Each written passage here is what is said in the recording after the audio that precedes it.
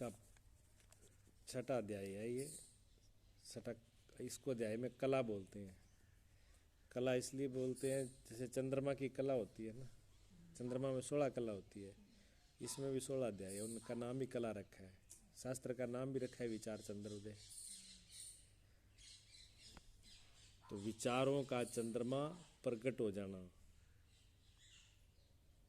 तो जब एक तो अंधेरी रात होती है और फिर उसमें एक चंद्रमा, पूर्णिमा का चंद्रमा हो तो फर्क पड़ता है कि नहीं, दिखने लगता है।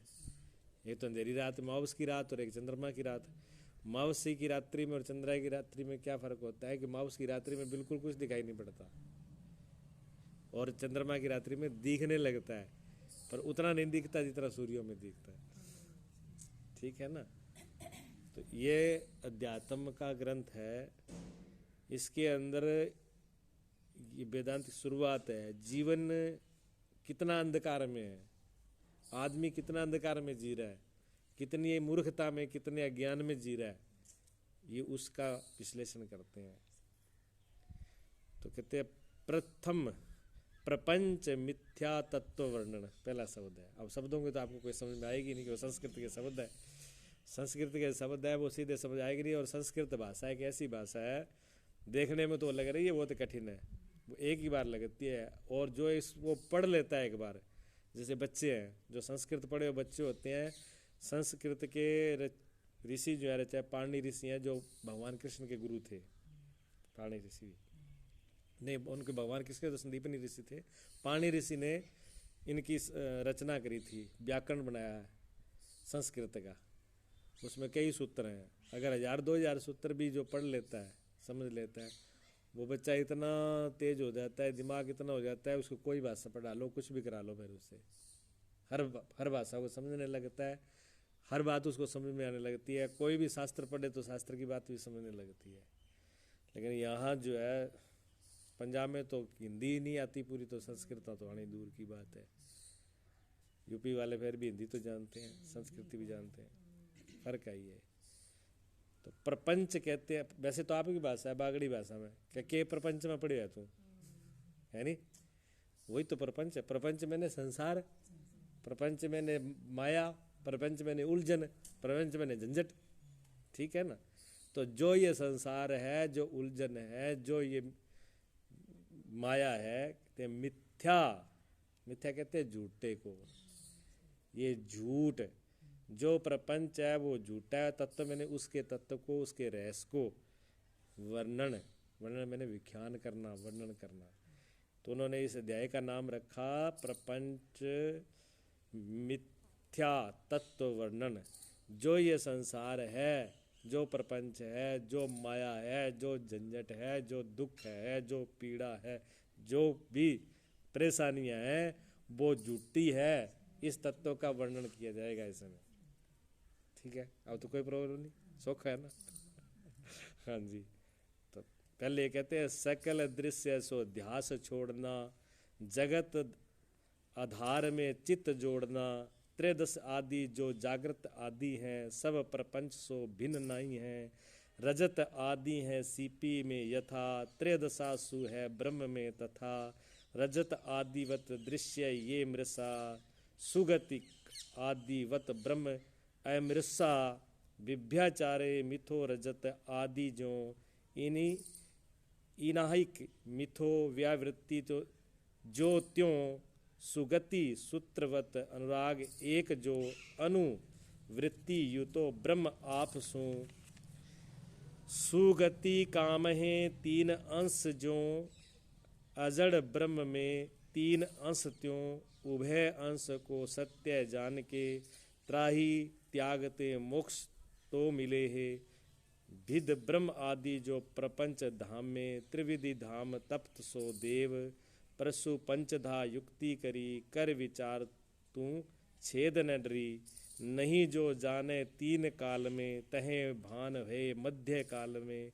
सुगत रोप्यवत ध्याय सो भ्रम, अर्थ ज्ञान 2 भ्रांति कर्म।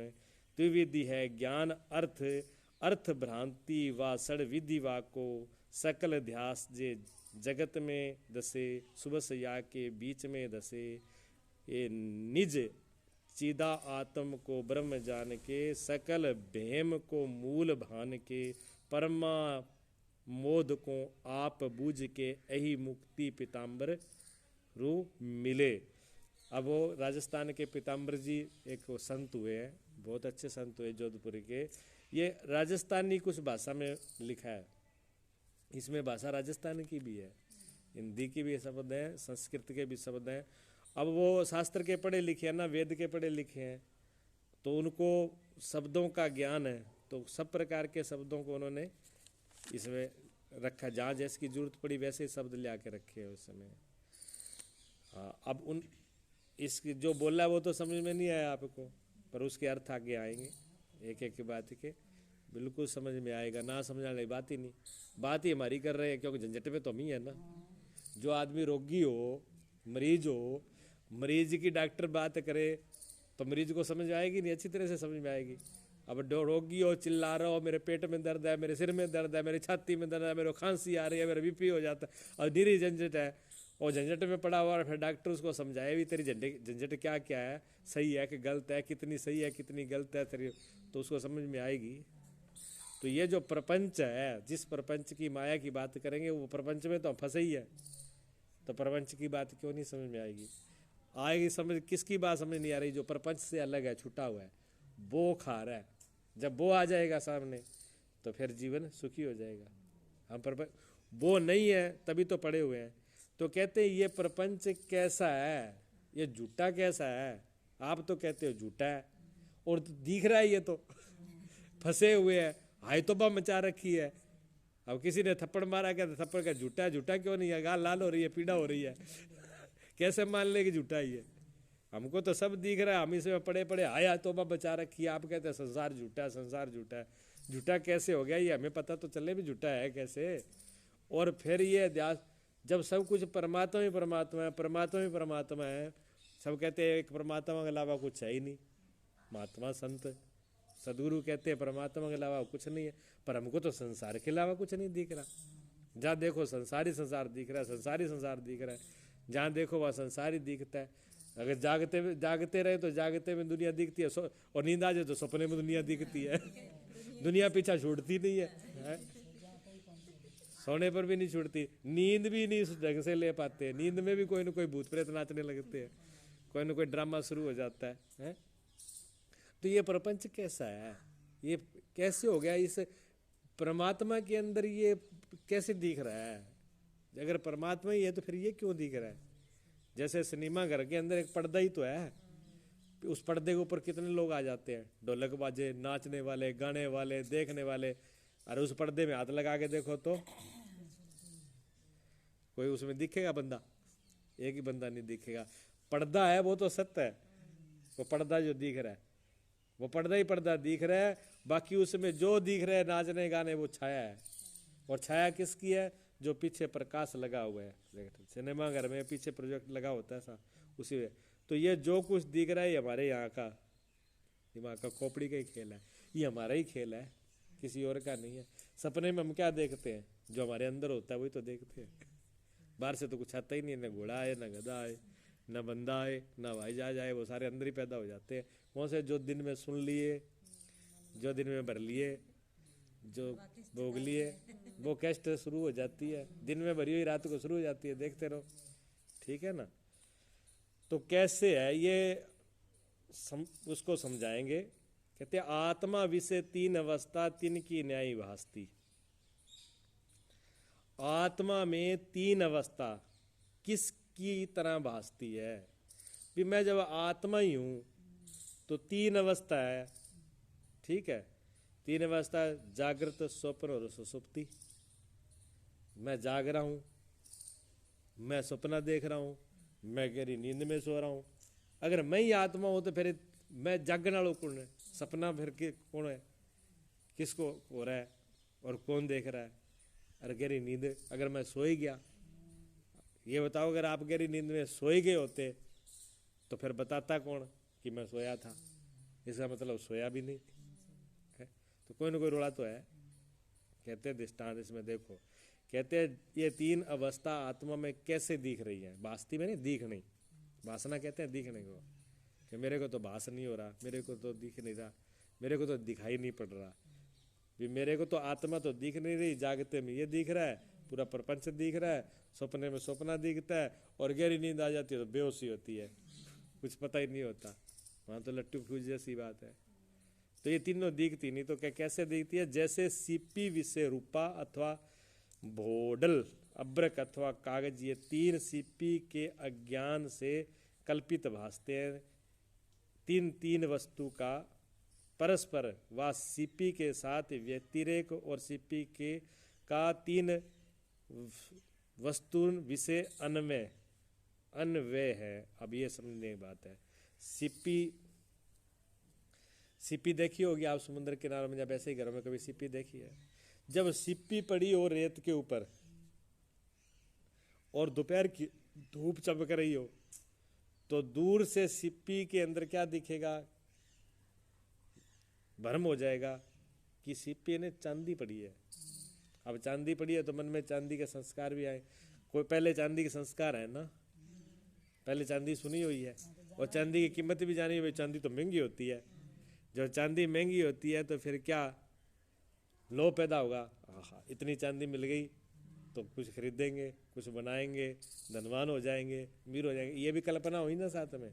ठीक है, तो एक तो चांदी का उस सीपी में चांदी दिख रही है एक को, और एक अब्रक देखा होगा, सब चांदी वाला चमकनास होता है कि और हवन पूजन करते हैं, मंगाते हैं ना पूजन में, देखा मैंने कहा ऐसा, हाँ कागज जैसा होता है।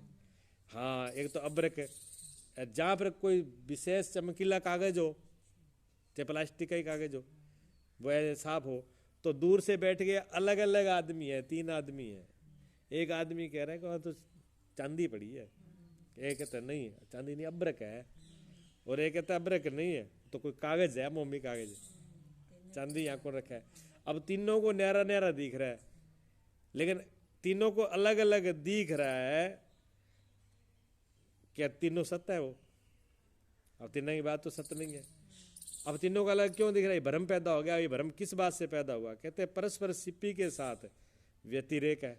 व्यतिरेक कहते हैं अलग अलग को, भी न्यारे है, न्यारा है।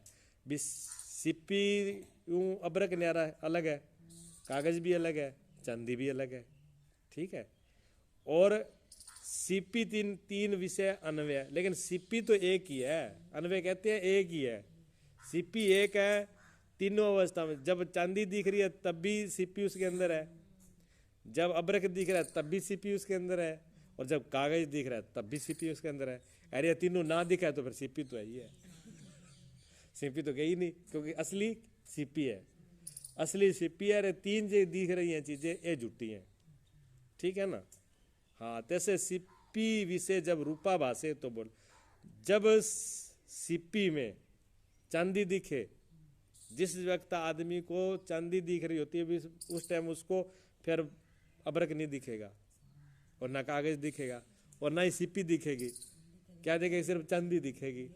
और जिस टाइम में अब्रक दिखेगा, कागज दिखेगा, उस टाइम में उसको ना चांदी दिखेगी ना सीपी दिखेगी।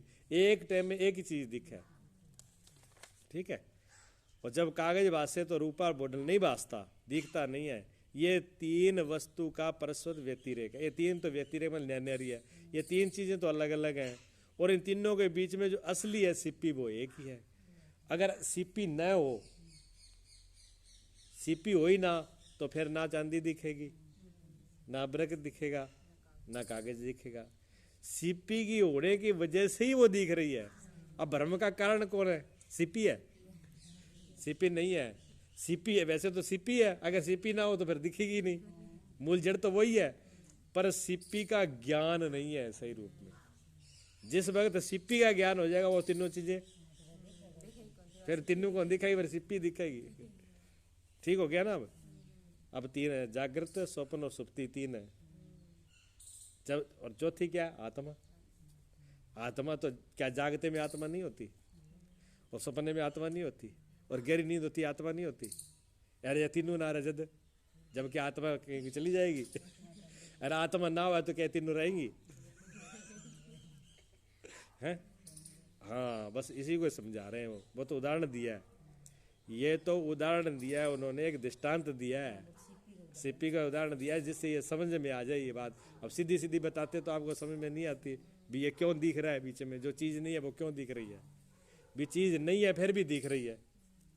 अब ना तो वहाँ कागज है, ना चांदी है, ना अब्रक है, तीनों चीज़ नहीं है फिर भी दिख रही है, ना होते दिख रही है। बात तो समझ में आ गई, लेकिन यहाँ समझ में नहीं आती। जागते को भी सत्य मान लेते हैं, सपने को भी सत्य मान लेते हैं, नींद को भी सत्य मान लेते हैं, इन तीनों को सत्य मान लेते हैं। जो खुद सत्य है इनको देखने वाला उसको नहीं मानते, उसको मान ले तो वो कोई दिक्कत तो नहीं आ रही, नहीं समझ। हाँ सोखा तो कर देंगे, और फिर भी समझ नहीं आए तो मेरे को बता देना, ये बात समझ नहीं आई उसको और समझा देंगे अच्छे से। हाँ तो गुरु जी का सत्संग सुना हुआ है ऐसे तो समझ में आएगी। हाँ लेकिन अब आएगी, धीरे धीरे ही आती है समझ। समझ एक दिन का काम नहीं है, समझ धीरे धीरे आ जाती है। हाँ कोई बात नहीं, पहले सुना हुआ है, बैठा देखो गुरु जी से सत्संग सुना, संतों की सेवा करी, धर्म कर्म किया, मन बुद्धि शुद्ध हुए, तभी तो ये सुनने को मिल रहा है। वेदांत बिना पुण्यों को वेदांत तो सुनने को ही नहीं मिलता, और समझ आना तो उसकी कृपा है। ये तो सदगुरु गुरु जी की कृपा है ना कि ये समझ में आ रहा है। बिना परमात्मा के, बिना सदगुरु की कृपा वगैरह तो ये समझ में नहीं आता। समझ की तो बात दूर है, इसको सुन नहीं सकते, सिर दर्द में दर्द होने लगता है। 10 बैठते हैं उसमें 5 तो नाम लेते खड़े होके भाग जाते हैं। हाँ तो भ्रांति भी से ये रूपा है। जब कहते वो जब भ्रांति होती है उस टाइम में क्या होता है, ये चांदी है, ये कागज है, ठीक है, और ये अब्रक है, ऐसी होता है। इस रीति से सीपी का इदम अंश 3 वस्तु विषय अन्युस भासता है। ये 3 वस्तु विषय सीपी का अन्वय है। अच्छा व्यतिरेक तो न्यारी तीनों चीज न्यारी देख रही है, अन्वय क्या है, कहते वैसे तो सीपी दिखाई तो दी नहीं, और आप कहते हो सीपी होती है, तो सीपी तो दिख ही नहीं रही थी, पर जो उसमें कहा, क्या कहा, ये कागज है, ये चांदी है। अब है तो तीनों में आ रहा है ना, वो है जो है वो तो है, तो बता रहा है भी है। हाँ अच्छा कितने भी अज्ञानी आदमी हो वो यहाँ क्या है कि मैं कौन ही, कितने मूर्ख से मूर्ख आदमी हो जिसको आत्मा परमात्मा का कोई पता ही नहीं है, उसको वो भी कहता है नहीं मैं हूँ, मैं ऐसे क्या, मैं अपना है, अपना तो सभी रखते हैं। अच्छा जागते में आपको कभी ऐसा लगता है भी जागृत अवस्था में मैं नहीं हूँ, जागृत अवस्था में आप होता है मैं हूँ। अच्छा गहरी नींद में आपको कभी ऐसा होता है भी मैं नहीं हूँ, चाहे भले ही सपना हो फिर भी सपने में आप तो रहते हो। और गहरी नींद आ जाती है, बेशक बेहोशी आ जाती है, बेहोश अवस्था में होते हो, पर अपने आप का होना पना तो कहीं नहीं जाता। हालांकि आत्मा का ज्ञान नहीं है फिर भी आप हो ना, और जे आत्मा का ज्ञान हो जाए फिर तो है ही है, फिर तो और तो सारी बीमारी हट जाएगी, सारा कचरा हट जाएगा, फिर वही रह जाएगा। उस कचरे उसको रहने के लिए सब समझने के लिए सब किया जाता है। इसी सीपी के 3 अंश हैं, सामान्य अंश, विशेष अंश और कल्पित अंश। भी सीपी का 3 अंश है, 3 हिस्सा है। एक तो सामान्य अंश है, एक विशेष अंश है और एक कल्पित अंश है, ठीक है। ईदम पना तो सामान्य अंश है, सामान्य भी है, क्या है ये पता नहीं है, ये सामान्य क्या अभी है तो सही है जरूर, पर क्या है ये पता नहीं है अभी, लेकिन है। कहते जो अधिक काल विषय प्रतीत हुए सो सामान्य सो है। जो अधिक टाइम तक हमेशा रहे, हर काम में रहे, जो रहता है वो सामान्य अंश होता है, जो बना रहे। जो बने और बिगड़ जाए वो विशेष अंश होता है। इसलिए विशेषता में गड़बड़ है, विशेषता ज़्यादा देर को रहे नहीं। और आदमी क्या कोशिश करता है विशेष बनने की, मैं लीडर बन जाऊं, वो लीडर बड़ी ज़्यादा देर को रहा वा, थोड़े देर की होती है। मैं बहुत बड़ा ख्याति मेरी प्राप्त हो जाए, मैं नाम बड़ा बन जाऊं, वो नाम ज़्यादा दिन नहीं चलेगा। मेरा दुनिया में नाम हो, मतलब मेरा पद ऊंचा हो, मेरा नाम ऊंचा हो, मैं बहुत बड़ा धनी हूँ, लोग मुझे जाने, मेरा नाम पहचाने, ये विशेष ज़्यादा दिन चलने वाले नहीं होते, सामान्य होता है वही चलता है। इसलिए विशेष बनने की कोशिश नहीं करना चाहिए। जो गुरु जी कहते हैं ना कि जो बनेगा वो तो पिटेगा जो बनेगा वो मारे खाओ। गुरु चेला 2 थे, गुरु चेला 2 थे तो गए वो यात्रा पर चलते थे। पहले ऐसे ही होता था, पैदल यात्रा होती थी, चलते चलते क्या हुआ तो गुरुजी ने चेले को समझाया था कि कभी बढ़ना मत, अपने आप में कभी बढ़ना मत, बनेगा तो गड़बड़ होगी। तो ठीक है, तो एक बगीचा था राजा का, रात हो गई, शाम हो गई, तो वह वहीं पर रुक गए। चेले ने कहा गुरुजी रात हो रही है, थक गए हैं, विश्राम कर लें, पानी है। उन्होंने कहा ठीक है, पानी पास में है, यही रात निकाल लेंगे, बैठ जाओ। शाम का टाइम था, अपने अपने संध्या में बैठ गए यहाँ लगा। तब तक आगे नौकर राजा के, उनके माली, उन्होंने कहा बगीचा में कौन घुसा है? तो नौकरों ने आगे पूछा, पहले गुरुजी से पूछा, तो गुरुजी तो अपने ध्यान में थे, बोले ही नहीं। तो उन्होंने कहा अरे ये तो कोई साधु है, ध्यान में बैठा है, छोड़ो। फिर वो चेला करने के, चेला से पूछा आप तुम कौन हो? कहते मैं साधु हूँ। कि साधु है, जब पकड़ो इसको, यहाँ किसी ने कहा बैठने के लिए, पकड़ के जेल में बंद कर दिया। जेल में पकड़े बंद कर दिया, अब बंद कर दिया। अब राजा ने कहा कौन है अभी, कौन? अब और तो कोई था ही नहीं आगे पीछे, गुरुजी थे। गुरुजी ध्यान से उठे, पूछा चेला के, चेला को जेल में पकड़ के कर दिया। अब गुरुजी ने जा करके छुड़वाया राजा को बोल करके। राजा समझ गए वे संत महापुरुष है, आए जाए, तो छोड़ दिया। तो कहने लगे गुरुजी आप भी बैठे, वहीं पे बैठे, ना तो आपने कुछ बगीचे से तोड़ा ना मैंने कुछ तोड़ा, बैठे तो थे, पर आपको तो पकड़ा नहीं, मुझे क्यों पकड़ लिया? तो गुरुजी ने कहा तू कुछ ना कुछ बना होगा। क्या बने? तो बना तो मैं कुछ भी नहीं। तो फिर क्या बात हुई? क्या उन्होंने पूछा था तुम कौन है? मैंने कहा साधु। क्या साधु तो बना ना। साधु बना तो फिर फंसा। जो बनेगा साधु बनेगा तो ही फंसेगा, साधु बनेगा तो ही फंसेगा, दुष्ट बनोगे तो ही फंसोगे, इधर तो ही फंसोगे, बनो मत। अपने आप को मिटा, ये तो बनने का रास्ता नहीं, खोने का रास्ता है, मिटाने का रास्ता। अगर मैं खड़ी हो गई, अहंकार खड़ा हो गया, अहम खड़ा हो गया, कर्तापना मैंपना खड़ा हो गया, तो फंस गए। ये फंसना है। तो सामान्य सीपी उसमें सामान्य है, उसका सामान्य ज्ञान है सीपी का।